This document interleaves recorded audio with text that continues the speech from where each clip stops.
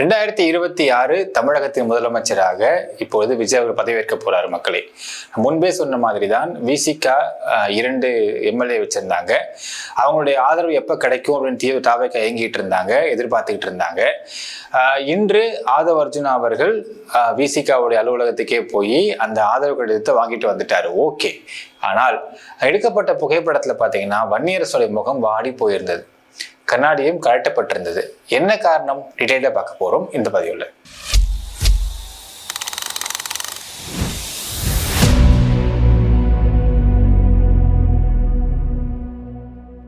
அன்பார்ந்த மக்களுக்கு வணக்கம். நான் உங்கள் Karthik Pillai and welcome to the KD. தாவேக்கா ஆட்சி அமைப்பதற்காக விடுதலை சிறுத்தை கட்சி ஆதரவு அளிச்சிருக்காங்க மக்களே. At last it was done. நேத்தியெல்லாம் நிறைய ஸ்பெகுலேஷன்ஸ் போயிட்டு இருந்தது மீடியாக்கள்லையும் வெளியவும். அண்ட் முக்கியமாக வன்னியரசு, அதாவது விடுதலை சிறுத்தை கட்சியோடைய சட்டமன்ற உறுப்பினர் வன்னியரசு பார்த்தீங்கன்னா ட்வீட்லாம் வந்து பயங்கரமாக போட்டுட்டு இருந்தார். அதாவது ஆட்சியிலும் பங்கு, அதிகாரத்திலும் பங்கு, நாங்கள் தான் மையம், நாங்கள் தான் இனிமே, நாங்கள் தான், நாங்கள் சொல்றது தான் அப்படிங்கிற மாதிரிலாம் பயங்கரமாக ட்வீட்லாம் போட்டுட்டு இருந்தார். இது பெரிய பரபரப்பை ஏற்படுத்துச்சு மக்களே. என்னதான் நமக்கு திருமாவளவன் அவர்கள் மீது நிறைய கருத்து வேறுபாடுகள் இருந்தாலும் இப்பொழுது தாவேக்காவுக்கு ஆதரவு அளித்த கடிதத்துல ஒரு வார்த்தை மென்ஷன் பண்ணியிருக்காரு. அந்த வார்த்தை தான் உண்மையாலுமே அவர் அப்ரிஷியேட் பண்ணணும்னு தோணுது. நம்ம தொடர்ந்து பேசிட்டு தான் இருக்கோம். என்ன பேசிட்டு இருக்கோம்னா, விடுதலை சிறுத்தை கட்சி அப்படிங்கிற கட்சி திருமாவளவன் தலைமைக்கு பிறகு என்ன ஆகும்? இதை வந்து நான் நிறைய ஐபிஎஸ் ஆஃபீஸர்ஸ், ஐஏஎஸ் ஆஃபீஸர் கேட்டிருக்கேன். அவங்க சொன்ன ஒரே வார்த்தை ஒஸ்ட் ஆகும் சொல்லுவாங்க. ஒஸ்ட் ஆகும். ஏனால் தலைமையை கட்டி பாதுகாத்து கொண்டு போறதுக்கு சரியான ஒரு தலைமை இல்லாம போகும் கட்சிக்கு அப்படின்னு சொல்லியிருக்காங்க. நான் அப்ப கேட்பேன், எப்படி அப்படிலாம் ஆகும்னு சொல்றீங்க?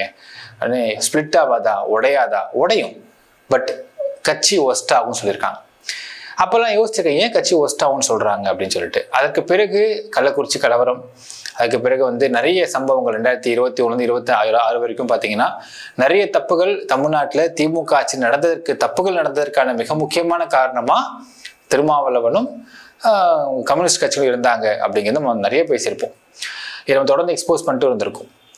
நிறைய இடங்கள்ல கள்ளக்குறிச்சி கலவரத்திற்கு பிறகு திருமாவளவனுடைய ஒரு சில நடவடிக்கைகளில் மாற்றம் ஏற்பட்டதையும் பார்த்திருப்போம்.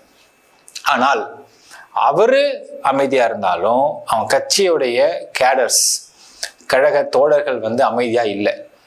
பல இடங்கள்ல பிரச்சனை, மீடியாவில் வந்து பல இடங்கள்ல வேற மாதிரி பேச்சு, ஆக்ரோஷமான பேச்சு நிறைய நடந்துச்சு. ஸோ இதெல்லாம் என்ன சொல்ல வந்ததுனால், கட்சி திருமாவளவன் கண்ட்ரோலர்ல இல்லை அப்படிங்க சொல்ல வந்துச்சு. நம்ம அப்பயே பேசிப்போம் இதை பத்தி எல்லாம். இன்றைக்கும் நீங்க பார்த்தால் தெரியும் மக்களே, நம்ம ஃபர்ஸ்ட் நினைச்சோம் அஜெண்டாவோ இது வந்து ஸ்ட்ராட்டஜியோ, ஏன்னா வன்னியரசு மூலியமா இதை போட வச்சு அடுத்தது இவர் அதை அறிவிக்க போறாரோ, ஏன்னா கட்சி தோழர்கள் எதிர்பார்க்கறாங்க, ஆசைப்படுறாங்க, அறிவிக்க போறாரோ அப்படின்னு நம்ம நினைச்சோம். என்னன்னால் நம்ம ஃபர்ஸ்டே கால வீடியோ போட்டிருப்போம் மக்களே, இவங்களுடைய டிமாண்ட்ஸ் ரொம்ப ஹையா இருந்ததுன்னு சொல்லியிருப்போம். அதாவது தொல் திருமாவளவன் அவர்களுக்கு வந்து துணை முதலமைச்சர் பதவி, அது இல்லாம இன்னொரு எம்எல்ஏக்கு ஒரு போர்ட்ஃபோலியோ, மினிஸ்ட்ரி போர்ட்ஃபோலியோ, அது இல்லாம இவர் சிதம்பரத்துல லோக்சபா எம்பியா, இவர் இங்க எம்எல்ஏவா வந்து இங்க துணை முதலமைச்சரா வந்துட்டார் அப்படின்னா லோக்சபா எம்பி இடத்துல வந்து வேக்கண்ட் ஆயிடும். அந்த பை எலெக்ஷன்ல மறுபடியும் ஒரு விசிகால நிக்க வச்சு தேர்தலை சந்திக்கணும். தாவேக்கா வந்து சப்போர்ட் பண்ணணும். அது மட்டும் இல்லாம இப்ப பெரம்பூரோ திருச்சி கிழக்கு தான் போட்டி போடணும்னு நினைக்கிறேன். அதுல தாவேக்காவுடைய சப்போர்ட் ஃபுல்லா திருமாவளவன் அவங்களுக்கு இருக்கணும். இப்படி 4 விஷயம். இது இல்லாம ஒரு special act for SC/ST people அப்படிங்கிறது அவங்களோட டிமாண்ட்ஸா இருந்துச்சு. நம்ம சொல்லியிருப்போம். இந்த டிமாண்ட்ஸ் எல்லாம் யார் வைக்கிறாங்க? திருமாவளவன் அவர்கள் தான் வைக்கிறாரா, இல்ல வன்னியரசு வைக்கிறாரா, இல்ல கூட உள்ள எம்எல்ஏக்கள் வைக்கிறாங்களான்ற சந்தேகம் இருந்துட்டே இருந்துச்சு. நேற்று நைட்டு பாத்தீங்கன்னா அவர் முக ஸ்டாலினை சந்திச்சிருக்காரு. நம்ம நினைச்சோம், அதாவது இது சந்திப்பு ஏன் நடக்குது, எதுக்கு நடக்குது அப்படிங்கிற நிறைய குழப்பங்கள் இருந்தப்ப நம்ம நினைச்சோம். வெளியெல்லாம் பேசப்பட்ட விஷயம் என்னன்னு பாத்தீங்கன்னா, அதாவது வந்து அவரு வெளியேற போறாரு, அதனால கேட்க போயிருக்காரு அப்படின்னு சொன்னாங்க. பட் நம்ம என்ன யோசிச்சோம்னா, வெளியேற போறவரு அனௌன்ஸ் பண்ணிடலாம், அனௌன்ஸே பண்ண மாட்டேங்கிறாரு. ஆதரவுன்னு அனௌன்ஸ் பண்ணலாம், அனௌன்ஸே பண்ண மாட்டேங்கிறாரு. ஏன் அனௌன்ஸே பண்ணாம இந்த கண்ணாமூச்சாட்டம் போயிட்டே இருக்கு அப்படின்னு தோணுச்சு.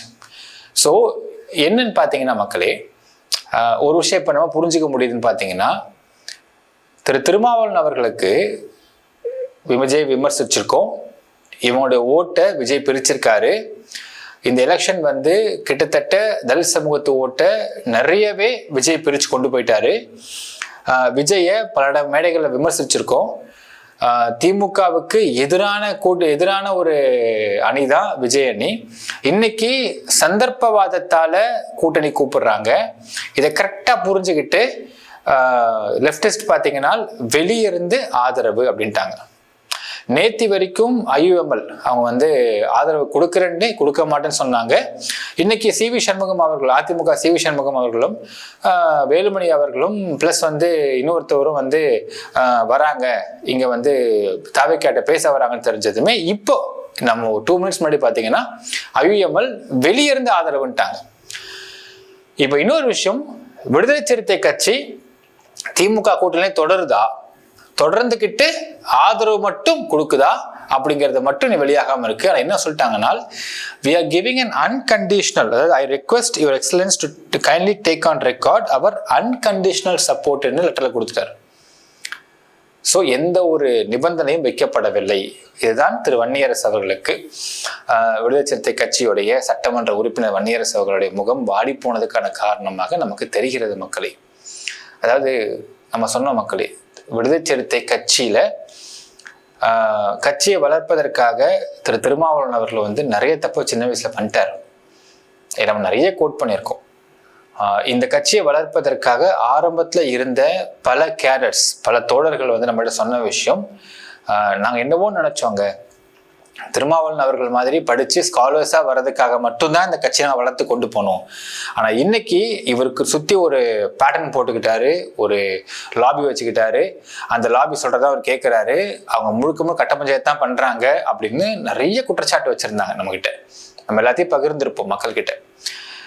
அப்பயே சொன்னோம், கட்சி இவர் கண்ட்ரோல்ல இல்லை, கண்ட்ரோலை மீறி போகுது.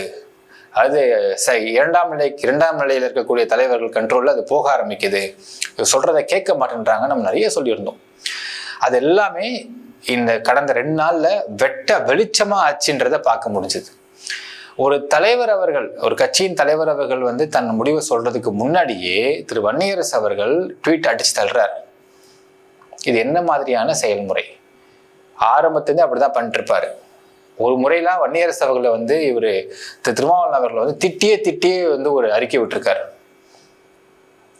ஸோ இப்படியெல்லாம் போனது எந்த அளவுக்கு இவர்களுடைய எண்ணங்கள் இருக்குது அப்படிங்கிறதே நான் உங்க மக்களுக்கு சொல்றேன் மக்களே. நல்ல விஷயம் திருமாவளவன் எடுத்த ஒரு முடிவு. அப்போ நேத்தியெல்லாம் திரு மு.க. ஸ்டாலின் அவர்களை பார்த்ததா இருக்கட்டும், இன்னைக்கு காலையில இருந்து டிராக் பண்ண விஷயமாக எல்லாமே பார்த்தீங்கன்னா, இந்த டிமாண்ட்ஸை நான் முன்வைக்க மாட்டேன். ஒரு வெளியனா உங்களுக்கு ரொம்ப அழகா பண்ணிட்டாங்க லெப்டிஸ்ட்.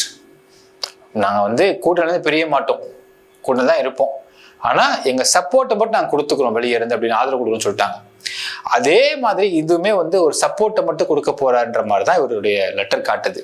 இந்த சிச்சுவேஷனை யூஸ் பண்ணிட்டு இவங்க போய் மற்ற எம்எல்ஏக்கள் சொல்வது போல ஆட்சியில பங்கு, அதிகாரத்துல பங்கு, எல்லாத்துலேயும் பங்கு அப்படி கேட்டிருந்தாங்கனால் விடுதலை சிறுத்தை கட்சியுடைய பெயர் பயங்கரமாக கெட்டு போயிருக்கும். இப்போயே ஒரு வீடியோஸ் தான் வெளியாகுது. என்னன்னா, ஒரு குடும்பத்தில் பார்த்தீங்கன்னா திருமாவளவனோட ஃபோட்டோவெல்லாம் வச்சு வீட்டில் வச்சிருக்காங்க. ஆதரவுன்னு தெரிஞ்சவொடனே அந்த படத்தெல்லாம் கழட்டி குப்பையில் போடுற ஃபோட்டோ வெளியாகுது, வீடியோஸ் வெளியாக இருக்கு. ஸோ இப்படிப்பட்ட ஒரு சூழ்நிலையில் திருமாவளவன் அவர்கள் வந்து எடுத்த முடிவுன்றது வெளியே இருந்து ஒரு சப்போர்ட் கொடுத்துருக்காருன்னு நினைக்கிறேன். இன்னும் கூட்டணியில் போய் ஜாயின் பண்ணல, ஏன்னா கூட்டணியில் ஜாயின் பண்ண மாதிரிலாம் ஒன்றுமே சொல்லலை. ஸோ திமுகவுடைய கூட்டணியில் கண்டினியூ பண்ணுவோம், வெளியே இருந்து சப்போர்ட் பண்ணணும்னு சொல்லிட்டார். இப்போ துரோகம் செய்தது யாரு திமுக கூட்டணிக்குன்னு பார்த்தீங்கன்னா காங்கிரஸ் தான். சொல்லாம கொள்ளாம ஓடி போய் அங்கே சேர்ந்துக்கிட்டாங்க. அதாவது யோசிச்சு பாருங்க மக்களே, இதே திரு விஜய் அவர்கள் அவருடைய பேச்சில் கல்லாப்பெட்டி கூட்டணின்னு பேசியிருப்பார் அவருடைய ஒரு ஸ்பீச்சில். அதாவது திமுக கூட்டணி வந்து நம்மளை வீழ்த்துவதற்காக நிழலுக்காகவும் வெயிலுக்காகவும் ஒதுங்கினாங்க, அறிவாலயத்து பக்கம் ஒதுங்கினவங்களாம் உள்ள கூப்பிட்டு கூட்டணி பேச்சுவார்த்தை பேசி சீட்டு கொடுக்குறாரு, இது கல்லாப்பெட்டி கூட்டம், ஊழல் பண்ண காசை கொஞ்சம் காசு எடுத்து கொடுத்து வச்சுக்கோங்க அப்படி செலவுக்கு கொடுக்குறாராம், இது கல்லாப்பெட்டி கூட்டம் பேசியிருப்பாரு. இன்னைக்கு சரி விஜய் அவர்கள் செய்வது என்ன கூட்டம்?